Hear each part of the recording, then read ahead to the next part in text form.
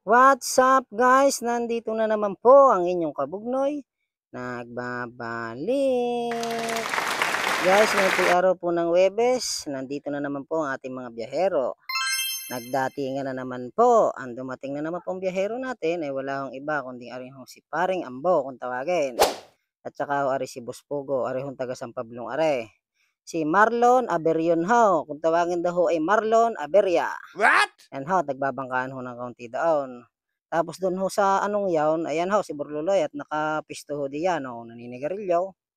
Tapos ari ho, ay yun ho ang sinasabing nagbabalik. Ay ari ho, isa ho namin magbabulanti ho yan. Si Boss Dasoy, ay ari nga ho, ay matagal hong di nakuha din ng niyog. Ay ngayon daw ay pumasyal, ika nga ho'y magbabalik. Nagtatanong ho kung magkano presyo din at kung marami daw hong niyog. Ay sabi ko naman ho, ay madami hong niyog ngayon dito. Ay sabi sa akin ho, ay kung pwede daw hong makakuha ng niyog. Ay sabi ko naman ho, ay kung gusto niyo hong makakuha ng niyog, ay kayo muna daw hong mag-report din eh. At rin amin si Boss Dasay na ay minatira pa pala hong utang din eh. Ay sabi ng aking boss ay pumunta muna dito at mag-report to sa kanya para naman ho ay magkaintindihan ho kung ano gang nangyari na. At di tari nga ho nagpunta at baka sakali naman daw makakuha ng niyog ay pinayagan naman ho ng aking boss. Ay sabi naman ho ng aking boss, eh siya, eh di pagka gayan eh kahit magsudlong-sudlong ka na lang muna at makakakuha ka pa rin naman. Eh kaya ho kami tuwan-tuwa dahil yung magbubulanting yan ho, eh di napakabait nga din ho ng si Boss Dashi na kung tawagin. Ay kita niyo ho kanina at nagbigay pa ho ng pambili hong pagkain at sabi din ni daw ho manananghalian kasama daw ho ang Kabugnoy at lagi daw ho niyang napapanood sa San Pablo, si Kabugnoy Vlogs. Tapos ari na ho at nagbili na ho ng pagkain ho aris na Boss Ambo doon ho sa tindahang yaw, nagbili na daw ho ng bigas. 1 kilo't kalahati, gawa na diyan ho ate si Boss Dasoy, eh kasalo ho natin yung kakain diyan. Ang anak ho na kumpare ka kung tawagin ho ay si Paring Apaw, ay napakabait ho noon, taong yon. Tapos ari namang si Boss Ambong are, pumunta na po dito at nabili ho ng karne. Ayan lulutuin pala ho namin ngayon ay ano ho, limpo na naman ho, limpo. Sabi sa akin ni Wow! Paring Ambo ay total naman Kabugnoy. Eh nung isang araw ang ulam natin limpo ay para nagustuhan ko. Ano kaya kung yun na lang ulam bilhin natin? Sabi sa akin ho. Ay sabi ko naman, aba, ay okay lang kahit ano, ay total hindi naman si Kabugnoy ang nabayad, ay pagka gayang libre, ala, ay kahit ano, dalay. Sabi ko, aba, ay oo nga naman, ay talaga namang quality quality. May matitimusan na naman ang aming team Kabugnoy at yan ho, nagbayad na.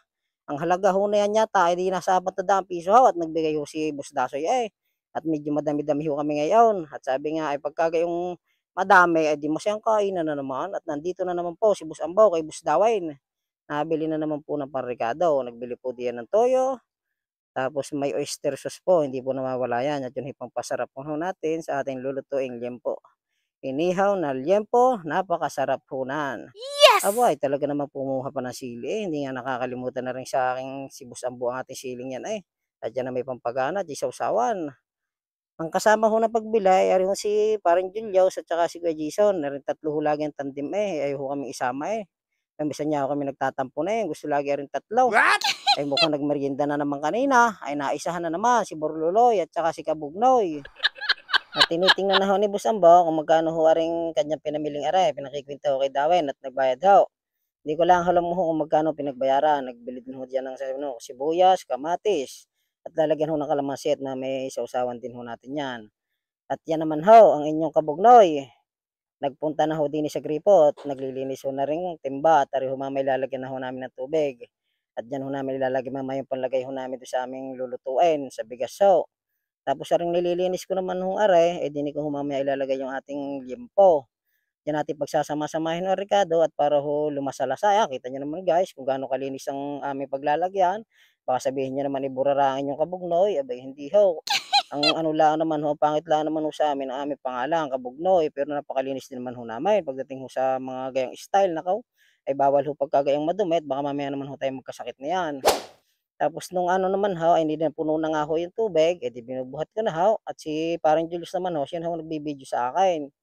At nung dating ko naman ho din eh, meron na ho dong parikit na apoy si Burluloy at nagsasaing na nga din ho yun. At hinugasan ko na ho aring karning aray. Yata ho'y nagkakahalaga ho ng 400 piso. Ito What? ho ay aming gagawing inihaw ho at nagustuhan ho namin. Eh, napakasarap nga din ho ay pagkagayon. At sabihin naman, minsan lang naman parang mayaman, ay pagdating ho dito sa trabaho, aba, ay nakakatikim nga din ho ng masasarap. Kaya lang ho pag-uwi ho sa amin, eh, di na lang ho pagkain ho ng mahirap at wala ho, eh. Pero kay meron, ay di saka ho ako nabili ng masarap na pagkain para naman yung aking mga bata ay di makatikim din naman ho ng masarap. Hindi naman ho lagi trabaho lang ng trabaho, ay di siyempre 'pag nagkapera naman ho ng maganda-ganda, ay yung pamilya natin, eh, di kailangan din ho masarap ang kain pag-uwi. Tapos si Burluloy naman ho diyan, kita niyo naman ho kanina, aba, eh, panay naman ang pakyut ni Burluloy, eh, pagkagayaw kagaling nga din naman pakyutin ni Burluloy. At yan ho guys, inilagay ko na, aring oyster sauce na aray. Ay wala na akong ginamit na kutsilyo, ay di ngipin na lang ho, at hindi naman ho ano, eh, ngipin na lang at wala akong kutsilyo, ay ayos na ho yawn at kita niyo naman dinidiskartehan lang ho pagdating sa gayang bagay. Nilagyan ko na ho ng paminta, nilagyan ko na ho diyan ng kaunting toyo at baka ho mamaya mapaalat ho ng kaunti. Tapos si Burluloy naman ho, ay di ari ho, pinipiga na ho ng kalamansi at yan ho nagpapasarap diyan sa inihaw na liempo. Pagka ho may kalamansi, eh di lasang-lasa na ho yan para naman yung kanya gahong lasa ay sagad ho dun sa karne. At yan naman ho pati pagkagayang sagad ho sa karne ay di nakakadami ho ng kain tapos nilagyan ko pa ho ng konti ng magic sarap, isa lang ang nilagay ko diyan para lalo hong mas sumarap ho yan. Pagkatapos na nag-exercise ako ng kaunti at saka ko ho dadalhin ng yan ho, minekos-mekos na ng inyong kabugnoy. Ay daling-dali na naman ang inyong kabugnoy, napakasarap na naman ng tanghalian na yan. Nilalatag ko na ho ng maganda at nang mamaya ay di lumasang-lumasa ho. Tapos yun haw, ay di binigay ko muna ho dun sa aking kumpare at sabi ko, eh, siya na muna mag-ihaw. Tutal inadyan ka din naman, ay ako muna yung maggagayat na rin ating sausawan, ay ikaw na mag-ihaw pare diyan at malaki naman ang tiwala ko sa iyo pagdating sa pagluluto at napakagaling din ho magluto niyan. Ay kumparing Baking yan, eh, pag-iihaw din lang haw, ay bisik na bisik haw. Lalo na ho pagka lulutuin na ng mga ginataan at saka adobo, ay naku kung natikman ho ninyo ay talagang malilimutan niyo ho ang inyong biyanan. Joke lang ho, pagka nalimutan ng biyanan, ay baka naman ho magalit sa atin yawn. Joke lang at ari ho, ginagayat ko na ho aring sibuyas na pampayak ho. Para naman ho masarap-sarap mamaya ating sausawan at para 'pag tayo kumain mamaya yaring-yari. At nilagyan na ho ni Kajison, sabi ko ilagyan na ho ng tuyo at habang ginagayat ko rin sibuyas, eh, di lagyan na ng tuyo, no. Guys, tingnan niyo naman ho, aming sausawan mamaya, napakadami ho ng sibuyas, ika nga ho'y pampalibog. Tapos nito ay nalimutan ko ho, ay may sili nga pala, eh, di inilagay ko na din ho rin sili.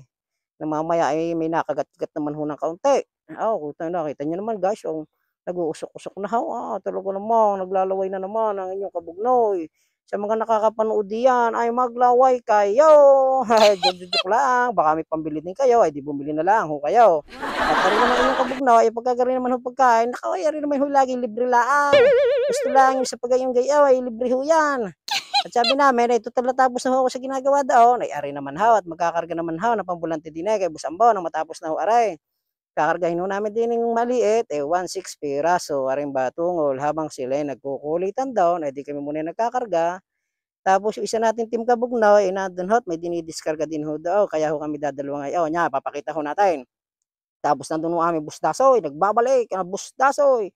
Taga San Pablo din ho yan, taga Bautista. Shoutout sa'yo, Busdasoy, na-miss ka namin. Tapos ari ho, ay may dumating hong magdadala ng niyaw, kung tawagin ho yan, ay si Ninong ho yan. Ninong, napakabait din ho ng taong yan. Yan ho 'pag nagdala sa amin, ay kita niyo naman puging-pugi din, ay nagbibigay ho sa amin ho yan ng pangmeryenda. At napakabait niya din ho, kahit hindi ho namin hingaan ay talaga hong nagkukusa. Yun ho ang maganda sa magdadala, talagang nagkukusa, ayos, dalay. Tapos ari naman ho, ari si Bustay yung aray, wala hong pasabi, nakukuha. Basta tumawag na lang ho ang boss, "Ala, eh, Jeff, eh, kukuha kami ngayon." Ay sabi ko, "Patay tayo diyan, saka-saka kayo nadali, eh, wala naman kayong katawag-tawag." Eh, sabi ko, "Eh, bahala kayo kung kayo pupunta." Aba, eh, nung dating nga dito, may pili nga ho agad, eh, iba ho talaga 'pag swerte. At ayan ho, nilalantakan na ang ating pagkain.